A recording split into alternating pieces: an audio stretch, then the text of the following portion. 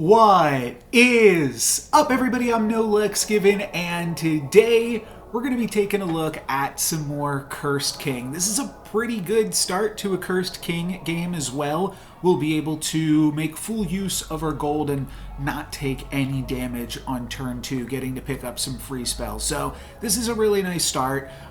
Jumping right into the action here.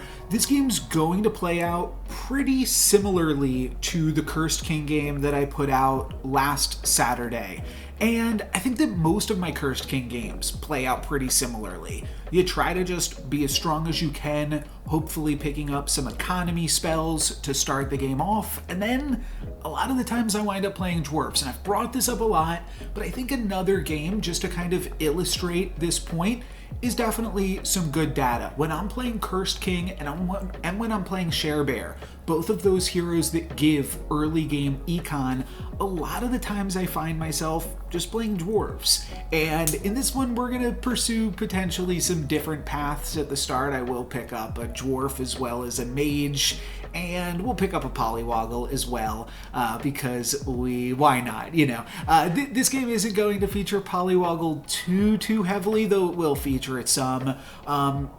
And a lot of this, I think, stemmed from a question on the official Storybook Brawl Discord just the other day, where, or maybe it was a week or two ago at this point, but somebody had asked, do I always pick Polywoggle highly? And the answer is yes. I tend to pick Polywoggle more highly on stronger heroes, and I do think that Cursed King is one of those stronger heroes, and I think that Cursed King can get away with picking up Polywoggles with a little bit more vigor. I'm going to wind up moving into Dwarves, though, because we do get an early Princess White. That's part of what pushes me in that direction. Then I'm going to sell off the Sherwood Sure Shot to cast this Kidnap, because we got to keep on casting here.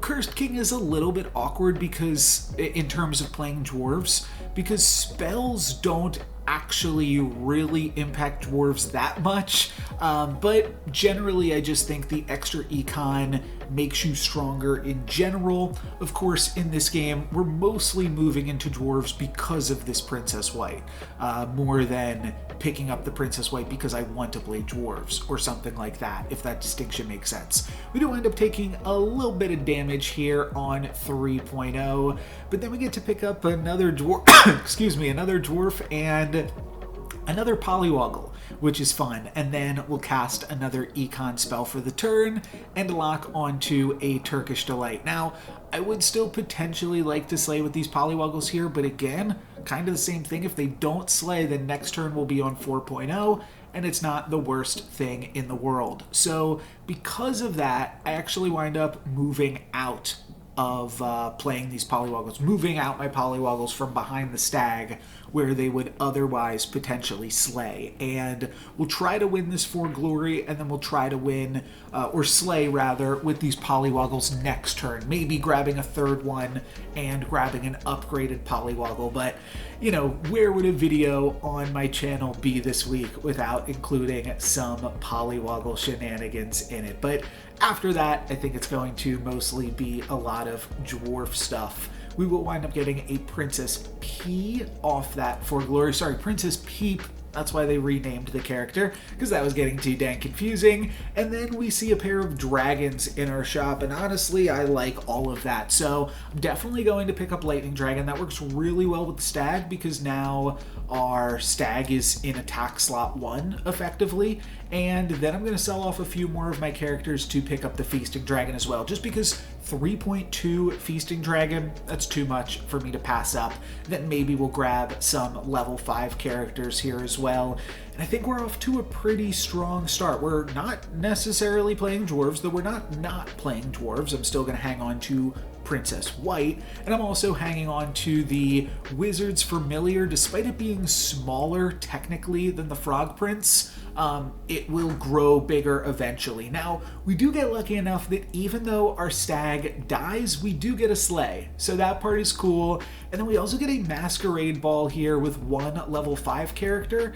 that gives me an Angry, and this is basically why I moved into Dwarves this game. The Angry is just a really good character when you can grab it and you're under leveled. This is currently this is 4.1 right now, and we've got an Angry. So, did I say 4.1? I meant to say 4.0 because we bought the XP. That's why I was making that distinction.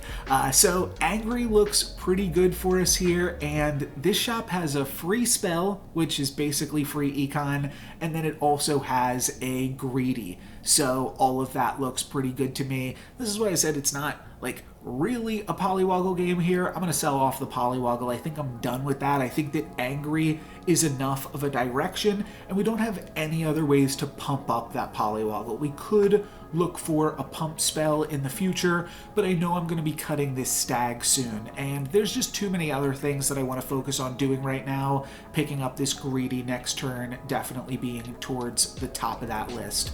We're going to take a little bit of damage from the vulture, but now we get to add a greedy, and I might have said this already, this game is not going to be as greedy as the one that we played last week, but I think that it is still sweet, and some more data can certainly always be helpful. So then I'm going to wind up selling off a few things, picking up another doubly, and I'd like to potentially I guess at this point I want to triple the doublies because I can't really put another doubly on the board. I want to keep playing this Feasting Dragon. That can potentially set up some other avenues here. Like, obviously we're very strong playing Dwarves right now, though Dwarves isn't necessarily the strongest comp forever, and if you go back and watch the video last week as well, there were a lot of interesting moments, and like as soon as I hit 6, I bought a Jormungand, and I was thinking that maybe I would be transitioning out of Dwarves, so that's always kind of how I'm playing it too. If there's a potential chance to play something else, I'll look for that as well. We are going to get the Slay with Feasting Dragon, and we're also going to take out a prized pig for my opponent and walk away with some greedy gold. So really good combat. Plus 4 gold here. We'll start off 5.0 by tripling the doubly, and I think I'm looking to cast this Blessing of Athena. The reason that I cast the Blessing of Athena before picking up the treasure is because then you get +1/+1 on both of your doublies, which will be +2/+2 on a triply for a total of +6/+6. Whereas otherwise, your triply would already be tripled, and it would only get that +1/+1. So I put it on both of those 2 separate units by making this play. We pick up a helm, which works out pretty well with both Angry and with doubly, and then I'm going to lock on to another Turkish Delight. Pretty straightforward stuff there. Rolled right past the polywoggle. It's too small at this point in the game, and there was an interesting option in that shop as well. I had the opportunity to sell my Wizard's Familiar, my Stag, to pick up a Cupid. I don't think that would have been the craziest play in the world, but ultimately I just decide to pick up the Brave Princess, take that out of the shop pool. Feasting Dragon's going to get an easy slay up against these kitties, and Greedy is also going to give us some nice extra bonus gold. So all of this is going super well. We get 2 Turkish Delight here into 5.2. Now we just want to set up well for a good 6.0. So I'm going to pick up a Golden Chicken. Probably would take like a Tweedle here. I think I'd really like a Nyan Sea Terror or a Lancelot. Those would also be pretty good characters as well. And I like Robin Hood, but I mean, we'd have to sell things for it, so we'd actually lose some econ going into next turn, but we don't lose any econ to just pick up this doubly. So that's what I decided to do. We'll just add that to the board. Again, we could throw the Angry in this helm slot, and I don't think that would be the craziest idea in the world, but I also like just having the triply in that helm slot. I think that's going to carry us a lot as well. We could also put the Greedy in the helm slot. That is a little bit on the greedier side though. So we are just going to be rolling with this layout, and we'll see how far this can take us. Opponent with Doom Breath takes out our Feasting Dragon, a little bit annoying, but we get their Lancelot, and they've got some good characters. They used Forking Rod on a Masquerade Ball by the looks of it, but we're up 2 XP on them. So we're going to be able to pick up some over-leveled characters ourselves right now. And while I would typically just immediately start rolling for basically Lordies at this point, the ability to activate a Lancelot and grab a free tier 5 treasure I think seems pretty good. I should note, I'm not really interested in Angry, other than the treasure that it could potentially provide. Even when I'm playing Dwarves, I'm looking to get rid of Angry. And probably should have cast that last spell on Lancelot. That would have given him plus 10 attack. Oh no, that wouldn't have been enough. He would have had to slay and stay. So that would have been a little bit of a risk. And then like I said, once I hit 6 with Cursed King, which generally happens a little bit quicker, I'm generally looking to transition my board. So I'm going to sell off 5 things here and pick up an Echowood. Echowood still technically has some synergy with Angry, so maybe it will grow a little bit. Lancelot will be able to slay as well, but the important thing is that'll give us a tier 5 treasure. That could be Staff of the Old Toad or Hand of Midas. Those are the really big ones, as well as Ambrosia. That one isn't too bad either. Does look like we're going to take some damage, so that part's awkward, but we will grab a tier 5 treasure, and it's got to be Staff of the Old Toad. And now we're actually in a very, very similar spot to where we were in last week's game. We've got Staff of the Old Toad on early level 6 as Cursed King. And the big difference is this time I found 2 trees at the same time, rather than finding any Lordies. So we're going to transition here and we're going to move into trees, and I think that that's probably pretty normal and pretty okay, and I think we're set up well to do so. The one thing that I think is the most interesting though about this game is if you look at this exact same point from last week, the rest of the lobby has less health in this game. So this game's actually closer to being over, but I think we can end it faster by going for trees rather than roll for just Lordy. And we were better set up for Dwarves last time. I think we probably had a Tweedle. I know we had 2 Greedies. We'll let Beauty deal with the Dwarves in this game. Beauty got the Lordy stuff going. So we are going to wind up tying with our massive burning tree there. That makes me feel pretty confident about trying to make trees work. So another burning tree also makes me confident about trying to make trees work. So that's pretty nice as well. And then here we'll be able to pick up another Ashwood Elm to add to all of this. And then as our spell for the turn, I'll fire off a For Glory. Maybe we'll find another tree off of that. One other spell that I'm looking for is going to be True Love's Kiss to turn our Lancelot into potentially a tree. But for right now, we are just rocking with a ton of trees plus a Tripoli that has snuck in here. But Tripoli no longer gets to... Yeah, it's... So I had a pun there. I was thinking like helm the helm. But when you helm something, you lead it, right? And helm pumps up your lead character. So that's kind of interesting. I don't think it's intentional. There's just a lot of things that, like Sting also pumps up your first character. But it's kind of a interesting pun there nonetheless. All right, moving on. We have got a huge Echowood, and hopefully that's going to be enough, but my opponent also has a huge Lancelot, so this one is looking close. We do get to take out the Oni Tyrant though, and that's enough to also take out the Trophy Hunter, so another win under our belt. 4 Glory is going to give us another tree. Not too shabby. So we'll get to cut the doubly, and now we're just rolling for triples at this point. We'll pick up Burning Beard, probably going to toss the Orb, and Pandora's Box is one of the best tier 6 treasures that you can grab because all of those tier 7 treasures, okay, I won't say all, but so many of those tier 7 treasures work so well with trees. I am going to wind up selling off that Lancelot as well as the doubly, so that way I can cast Shrivel. Shrivel's a combat spell, so it'll help us against the lobby leader, and it also saves us 3 health, because it's important to not forget that you're Cursed King. I think that that can happen when you are playing Cursed King sometimes, and then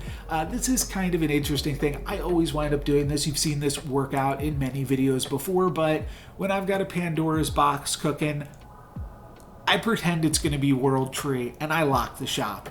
Sometimes, if I see anything that relates to any potential tier 7 treasure, namely I'm thinking like True Love's Kiss, could be a lot of fun if you find Black Prism. So I tend to lock a lot on my turns where I have a Pandora's box cooking, because it could be something that works out really, really sweet. Now, we aren't going to wind up needing the good boy, but I don't care, because we just got a round table while playing trees, and then we just got a bunch more trees. So this is absolutely insane. We're playing up against the ghost right now, but I don't want to cast this spell. We're at 15, so we can afford to not cast a spell, but if we cast this spell, then we lose this Ashwood Elm. So my plan is to next turn pick up the Ashwood Elm and then maybe pick up the Masquerade Ball. Who knows? But for right now, we're just going to take 3 damage up against the ghost, which is pretty silly, but we've got some health to spare, and I think that doing so will make it so that we're pretty unlikely to take more damage in the future.